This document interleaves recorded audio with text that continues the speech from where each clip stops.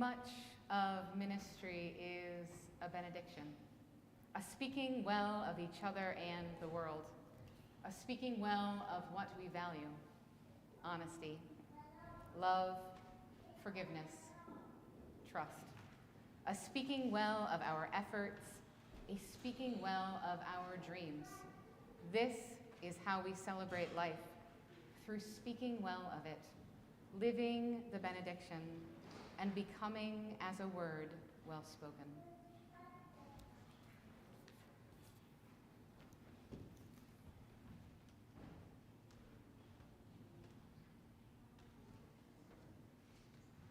Good morning. Wow, isn't it a glorious morning out there? Push the button. Yes, there. Now we'll try again. And the mask. I'll get it all eventually here. Good morning. It is a glorious morning, and you know, fall is really here. The maple tree just at the end of my driveway is a brilliant red, and down here in town it's starting to turn that way too. We need to enjoy this glorious season before winter comes rolling in. It's so wonderful to see you all here this morning, newcomers, longtime members, and those returning, and those watching online. My name is Jens Wenberg, and I'm your celebration associate this morning. Welcome. May we gather today and this year to nurture our connections, to seek inspiration and embrace change. If you're a newcomer here in the sanctuary, I invite you to fill out a pew card and put it, one of these yellow cards, put it in a plate, or better yet, go out to the newcomer table in the parlor after the service and introduce yourself. If you're watching online, you can fill out the newcomer welcome form on our website. By doing this, we will keep you up to date on everything that's happening in the church. There are a few announcements. After the service, be sure to look for the autumn harvest in the parlor. There's wonderful offerings. And then next week, our adult religious education meeting, next Sunday, 9 a.m. Sue Pearlgut will present her documentary film on Connie Cook and the passage of the law to legalize abortion in 1970. So, before we light our chalice, let's take a moment to greet one another.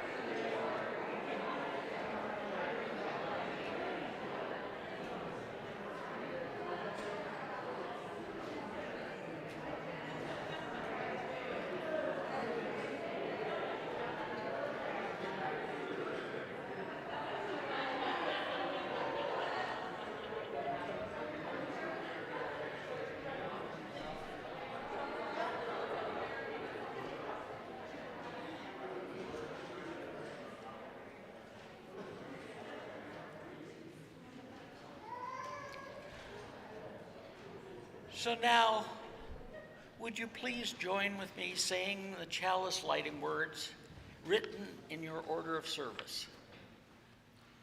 We light this chalice for the warmth of love, the eye of truth, and the energy of action.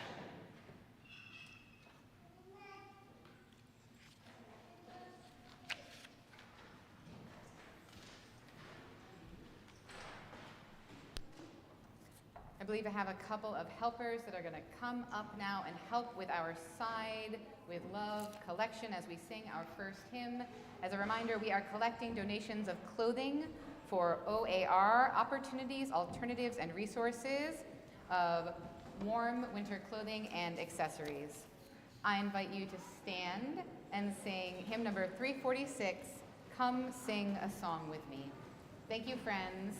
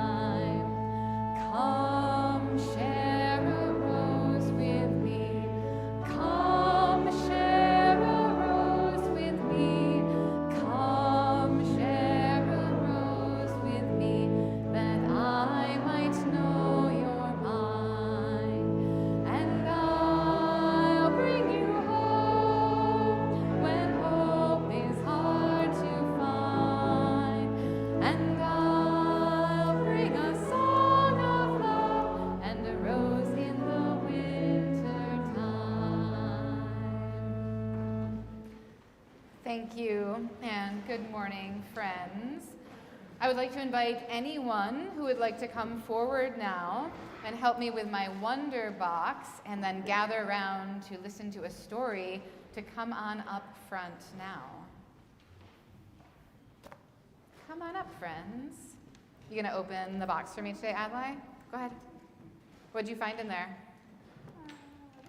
A bell. A bell. Do you each want to give it a ring? You want to see how it works for me? Go ahead. You can pass it around. It's got a nice sound to it. Yeah. Hi. Yeah. Do our little ones want to turn? This is so fun to ring the bell. Do you want to ring it? Here we go. She's like, I'm not sure. Maybe Stone wants to ring it. What do you think? Do you want to ring it? Tap. Good sound. Excellent. Looks good to chew on too, I know. I see you looking at it. Like, is this food? There we go. Nice work, friends. All right, so I'm going to take the bell, and I'm going to invite you to sit down, and I'm going to ring the bell 3 times, so this goes for everyone, and I'm going to tell you what to listen for each time. Oh, maybe I should actually turn this on for this. So, the first time, I want you to just listen until the sound of the bell completely disappears. Are we ready?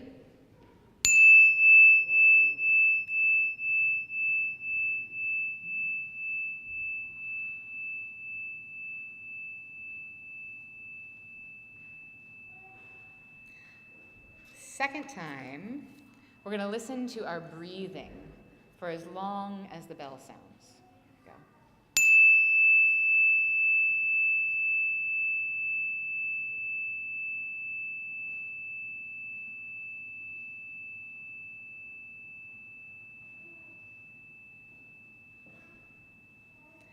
third time, we're going to listen to see if we can hear and feel our heart beating.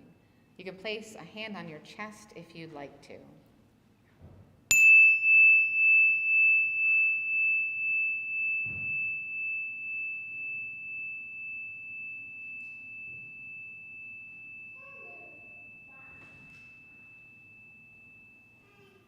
Did you hear or feel your heart? Today, we're going to explore wholehearted courage. I am also going to share some really exciting news, and I'm going to ask a new friend on our theme of courage here to be brave, because I am very pleased to introduce Madeline Natalie. Stand up and wave. Madeline is our new religious exploration assistant.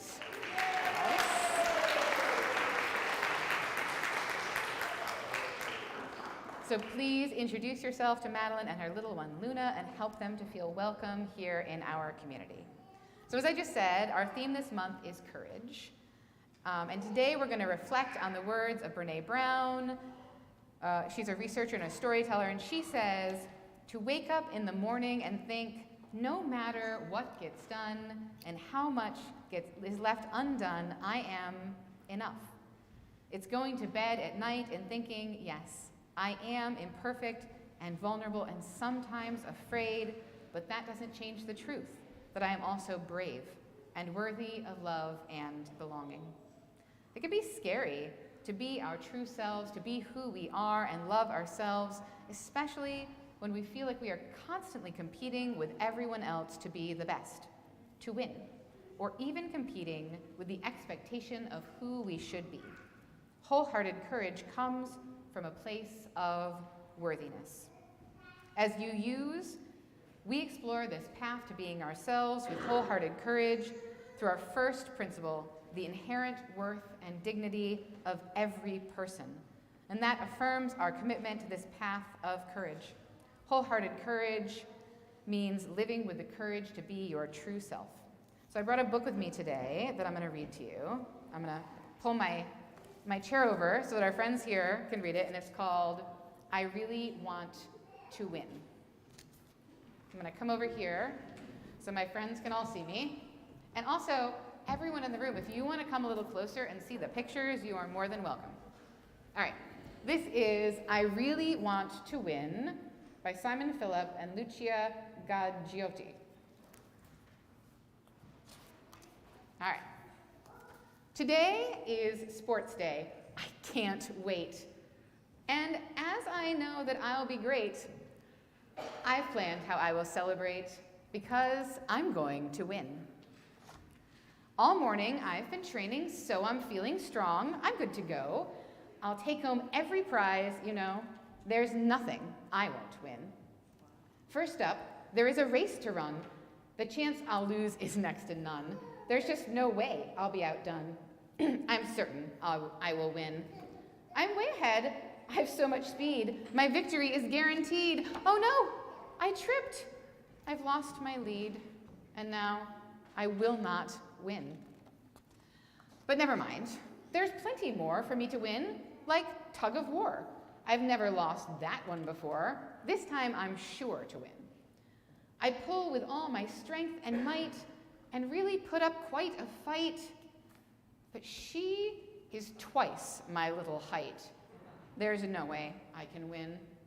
Look, sports just aren't my thing, okay? And though things have not gone my way, tomorrow is a different day. I'll find something to win. A spelling bee could spell success. I'm pretty good, I must confess. If I don't know a word, I'll guess. This is my chance to win. I've spelled with skill, moved down the list, but now there comes a shocking twist. I have to spell ventriloquist. I never, ever win. Although that makes me want to cry, I'll give a different thing a try, and in the dancing contest, I do everything to win. I whirl and twirl, I leap and hop, I sway and spin and body bop, I come to a flamboyant stop. I think that I might win, but now the other girl's routine is deemed the best the judge has seen, so she is crowned the dancing queen. How does she always win? Collecting prizes, medals, bling, and lifting trophies is my thing. To be the best means everything. I really want to win. So in this game of hide and seek, I've searched for near enough a week. She has not even made a squeak. I give up trying to win. But now there is a different prize, and she has lost? That's a surprise. And this is when I realize she doesn't always win. But strangely, she seems not to mind. She comes not first but far behind, and tells the winner, being kind, "You did deserve to win." And then she hugs me once and she said, "You cannot always be ahead. Enjoy the things you love instead. You do not have to win." So, as I really love to bake, I try with all my heart to make my favorite, most delicious cake without a prize to win. And actually, I have to say I've had the most fantastic day. I don't need prizes anyway, or care if I don't win. My friend says now she thinks that I could give one final thing a try. A competition's caught her eye. She thinks that I could win. This cake display's incredible. Each cake looks more than edible. At least my entry's credible. I can't expect to win. And now the judging has begun, but how to pick the cake that's won? The prize could go to anyone. They all deserve to win. It's fine to lose. It's quite all right. The contest is extremely tight. What do you think's gonna happen? You think so? But even so, my friend was right. She told me I would win. Friends, have you ever entered a competition or a contest and not been the winner and had it made you feel sad? Yeah, I know I've felt that way sometimes, right? It can take great courage to not only put ourselves out there, but also to feel joy and happiness for other people when they win, when they are successful. So I hope for all of you today that you can find the joy in other people's successes, that you can truly be happy when other people are happy. And to remember, as our friend in here said, you don't always have to be ahead. Do the things you love instead. All right, thank you, friends. I invite you to return to your seats.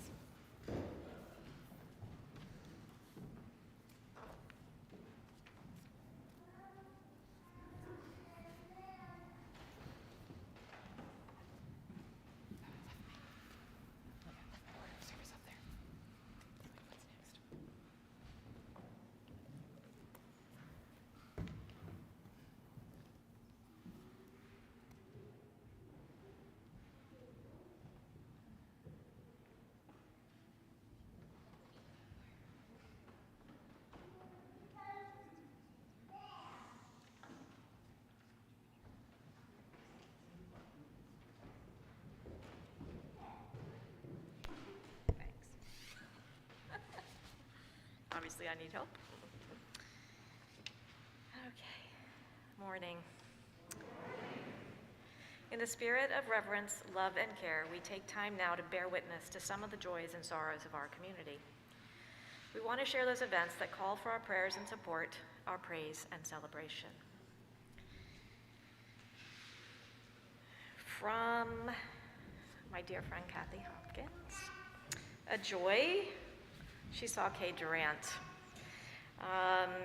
Kay is now in room 5305 in the health center at Kendall, and she would love to have visitors.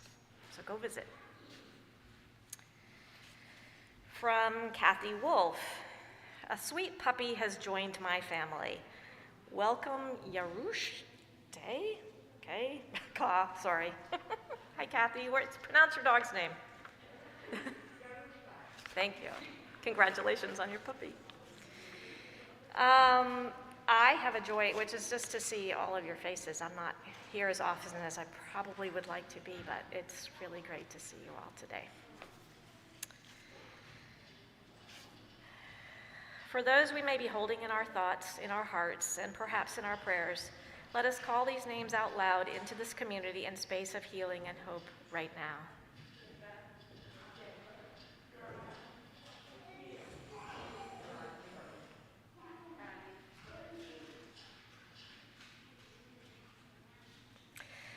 We extend loving kindness to all in our world, and let us not forget to extend loving kindness to ourselves. Today, tomorrow, and beyond, let our hands be outstretched in kindness, and let us keep showing up to our lives and each other with an open heart, no matter what. Love and courage to us all. Blessed be, and amen.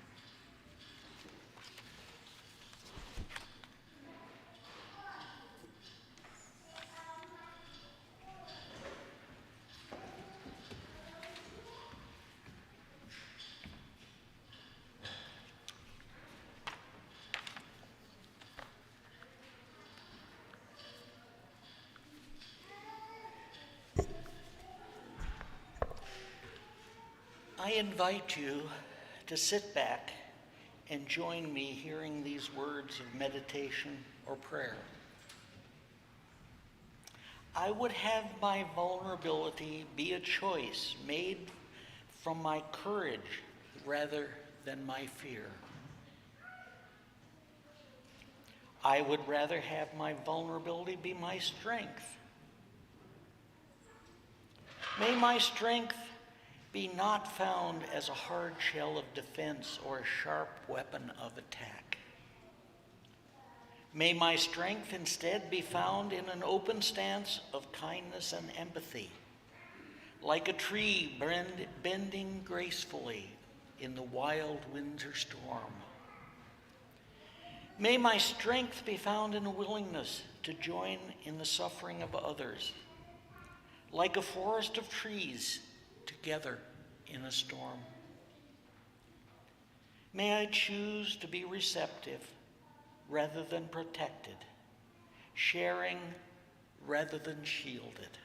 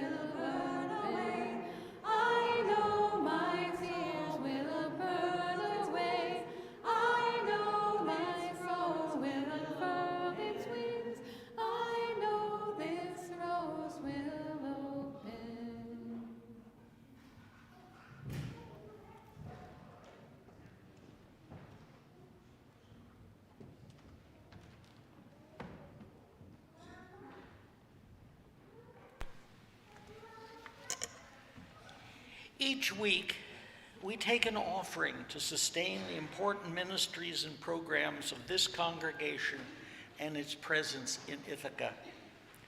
Giving to the plate is important. It is a symbol of our gratitude for this service and our ongoing commitment to support the work of the church. For those watching remotely, instructions for giving using your phone or computer will appear on your screen during the offertory music and in the information below the live screen on your image in YouTube. For those attending in person, our ushers will now pass the plate.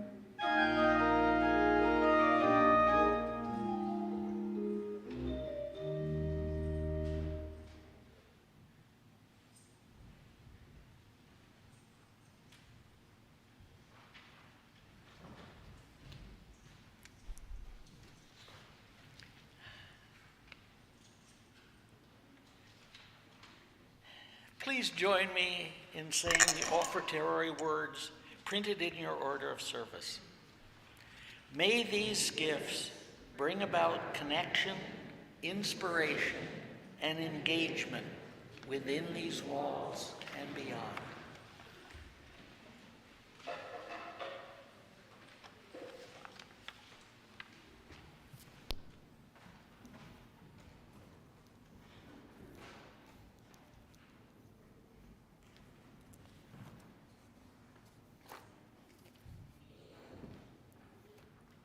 There are lots of ways to stay alive.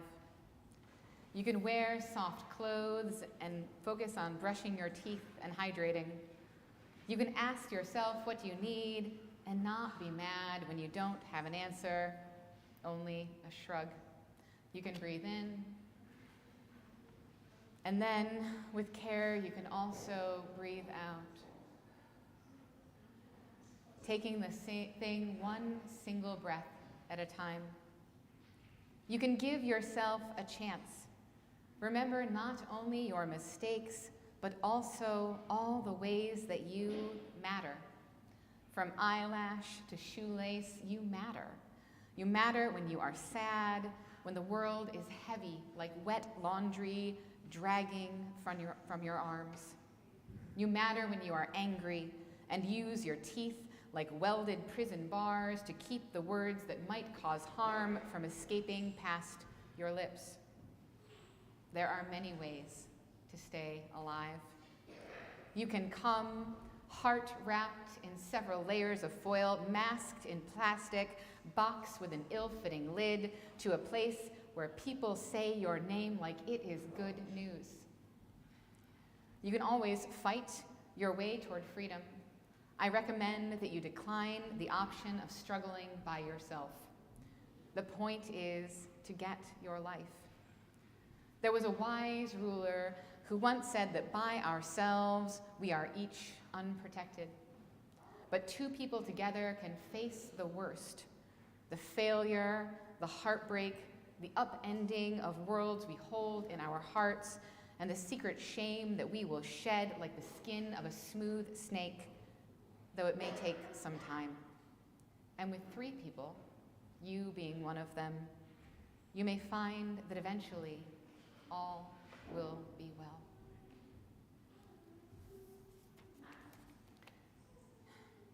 The opening words that I used this morning, "Much of ministry is a benediction," by Susan Menker-Seal, I found and used for the first time at our staff retreat this past August. This idea that the author lifts up of speaking well of one another seemed to call out to me. And I realized it's because, for maybe the first time in my life, I am working with a group of people for whom this is true. We speak well of one another. We respect each other's skills. We trust one another to do our jobs and do them well. And we support one another in the work that we are doing. And how rare is that? To be a part of a group where we don't allow our insecurities to show up in ways that damage our relationships. I feel so blessed on a constant basis that I get to work with these amazing, talented human beings, and that we don't feel the need to put one another down, to lift ourselves up. And these insecurities that we live with day in and day out, the stories that we tell ourselves about how we are not good enough, not talented enough, not attractive enough, if we don't have the courage to recognize them for what they are, they can harm our relationship with ourselves and others. I imagine that you have all been a part of a group at some point in your life where the people, or maybe just 1 or 2 individuals within the group, did not speak well of one another. Perhaps you've experienced it in a workplace, which in my experience is fairly common, or in a school or classroom, in a social group, or even in a romantic relationship, where someone is constantly putting others down in an effort to make themselves look or feel better. And this plays out in subtle and not so subtle ways. Maybe it's the periodic offhand comment about another person showing up late or leaving early. Did you notice that George left early again today? I wish I could get away with that. Or pointing out how much work you are doing compared to others. Carla only finishes 1 project a week and I do 5. Or those individuals who feel the need to go to a supervisor or teacher to make sure that they are aware of some other people's inadequacies, just to be helpful. Or even the really insidious ways that we compliment people by putting others down. You are so great, so much better than that other person. Too often, this is the norm. And how rare and special is it when we experience the opposite? When we have the opportunity to be around those individuals who only speak well of others, who support those around them, who lift them up, who genuinely seem to get joy out of other people's successes. And I can only imagine that these people are not free from insecurities themselves. They also experience self-doubt. They also worry about if they are good enough. But they have the courage to face those insecurities and choose not to allow them to define their behavior. To do what Brené Brown invites us to do, which is to say, yes, I am imperfect and vulnerable and sometimes afraid, but that doesn't change the truth that I am also brave and worthy of love and belonging. And so are you. So are you. And the other behaviors, the put-downs and the criticisms, that comes from a place of insecurity. I recently read a statement online, and I apologize that there was no attribution, but the statement said, "All unasked for advice is criticism." All unasked for advice is criticism. Does that statement sit uncomfortably with you? And if so, ask yourself why. So often we criticize others because we ourselves feel insecure. We feel threatened by them, by their very being, by their life and passion and talents. We are taught at a very young age that everyone out there is competition in some way. And it's true, some things in life are a competition. There are prizes awarded and people ranked as winners and losers, like in our story today. And sometimes we make competitions where none need to exist. I have had to intentionally break myself of the habits I learned as a child of pitting my children against one another as a parenting tactic. Let's see who can get dressed the quickest. The first one to brush their teeth is the winner. There are so many ways we reinforce this idea that everything in life is a contest to see who is the best. But even beyond the places where we are explicitly told that there are winners and losers, a prize to be won, we are also taught that people are competing with us in almost every aspect of our lives, that we should feel threatened by others because they are going to take our jobs, take our promotions, take our potential romantic partners or friends, take our positions in leadership. And it can make it hard for us to hold on to our own self-worth when it is constantly being compared to what everyone else has. It can be hard to remember that you are enough. It can feel challenging to lift others up and be truly happy for their successes, to not allow our vulnerabilities to color our relationships, to recognize how society and culture has taught us to view others as a threat and how harmful that is, to speak well of one another. And when we are brave enough to acknowledge those insecurities, we can make a choice about how we react to them. And a part of this is that damaging notion that our worth is somehow tied to our productivity. And it can make us want to shout, "Don't you see how productive I am? How much work I am getting done, how many hours I put in, how I never rest. Can't you see that I am worthy?" But our worth is not our productivity. And this can be a hard one for me, right? This really touches at the heart of my own insecurities, this idea that my worth is linked to my productivity, that all that matters is the end product and how that product is perceived by others. And maybe you can relate to the unending pressure to do it all, to be everything for everyone. And this capitalist society that we live in wants us to think that. Because the more we are working, the more productive we are, the more we strive to make more money so we can buy more things, so we can somehow live up to these unrealistic expectations of who we ought to be, the more we feed back into capitalism itself. And I'm not going to give you a lecture on the evils of capitalism. I'm sure many of you in this room could actually do a much more thorough job than I. No. I'm going to remind you again that you are enough, that your worth is not equal to your productivity, to how big your house is or how much money you make. You don't have to do everything all the time. Many of you know that I spent the last 2.5 years homeschooling my children. It was a lot of work, and we had a lot of fun too. We did art and science projects, we went on adventures, we made music. I got to spend every day hanging out with my kids, and then I spent every evening and weekend working. So this fall, my family made the decision that my kids were going to go back to public school. They were understandably nervous. The last time my youngest had been in school was pre-K, and for less than a full year of that even, and now she has started 2nd grade. For my oldest, she started 4th grade this fall after having only attended part of a year of 1st grade. So a big change for all of us. That first day after school, I went down to the end of the road to get them off the bus, and my kids walked down those steps and they told me that school was amazing. They loved it. Their little faces were beaming up at me as they competed to tell me all about their day. And I'm going to be honest here. There was a part of me that wanted them to come home and not tell me that it was terrible. No. because I want my kids to be happy.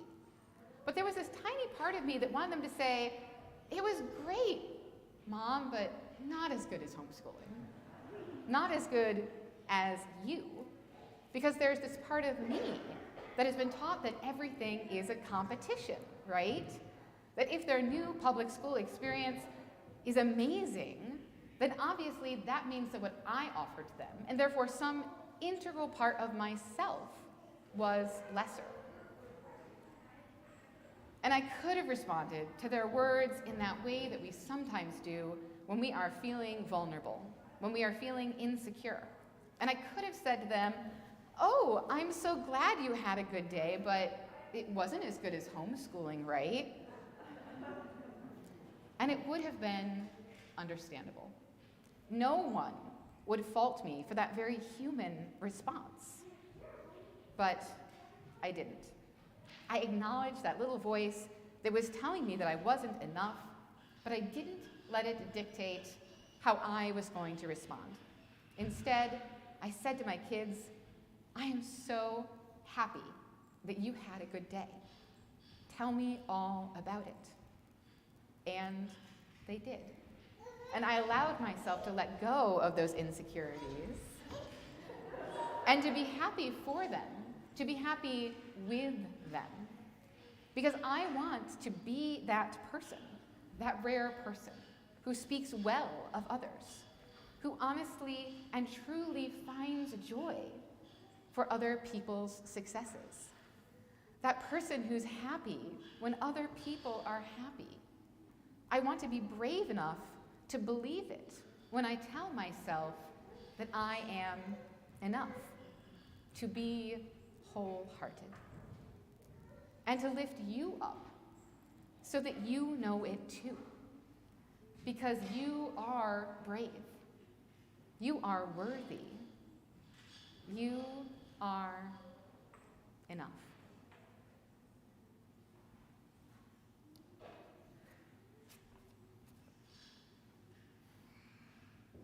I invite you to join me and stand in body or spirit for our closing hymn. This is number 1031 in your teal hymnal, Filled with Loving Kindness.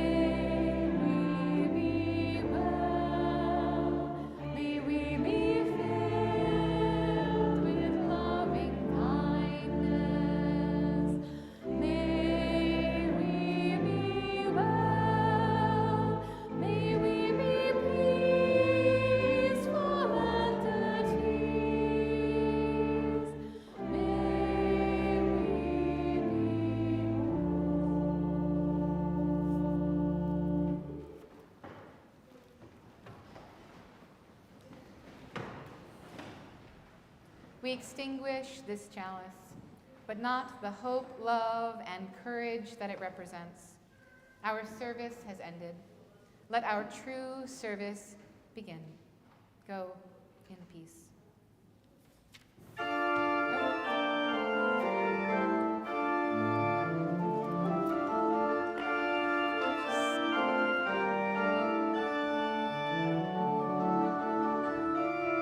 I should skip my closing words.